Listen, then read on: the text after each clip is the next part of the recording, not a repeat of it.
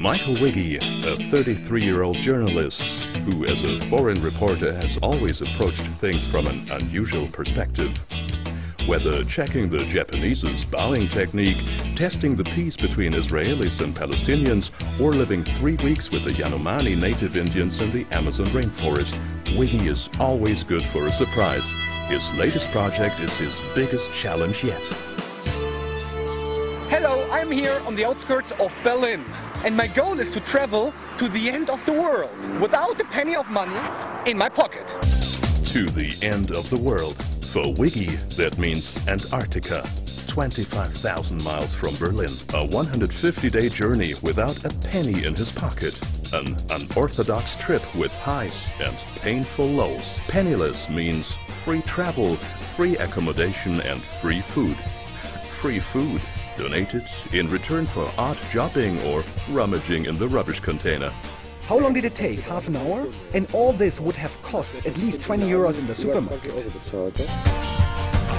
Free travel means above all being creative in his means of transport.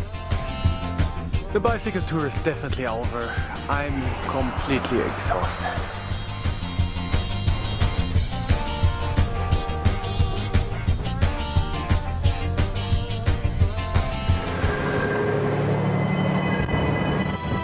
Wiggy is helped on his way by over 100 people in 11 countries.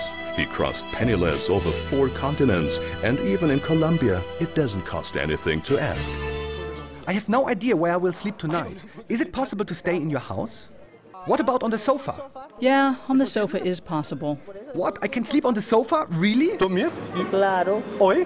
Along with amazing examples of people's willingness to help, Wiggy also comes across pessimists. I don't know how much of your trip you have organized in advance, or if you are really traveling like, hey, this is where I am now, let's see how I will survive. If so, then you won't get there. Even without a penny, Wiggy has one major assist, his creativity. Whether pillow fighting in San Francisco, a human sofa in Las Vegas, a butler for the German ambassador to Panama, or a suffering pack carrier to the ancient Inca town of Machu Picchu in Peru, it is always fun, even if it often hurts a lot. I'm over 4,000 meters and there is no air. I can't breathe. Despite minor and also not so insignificant difficulties, Wiggy came across fascinating cultures and breathtaking landscapes. And met extraordinary people, a crazy millionaire, communists, Amish farmers, alternative lifestylers and homeless people.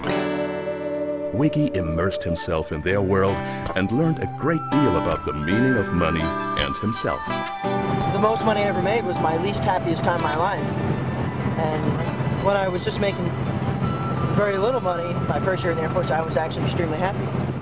To the End of the World Without a Penny is a thrilling experiment of a reporter finding out his limits and testing them to the full. A journey without money. A journey that shows less is sometimes more. And if Wiggy really manages it to Antarctica, find out for yourself.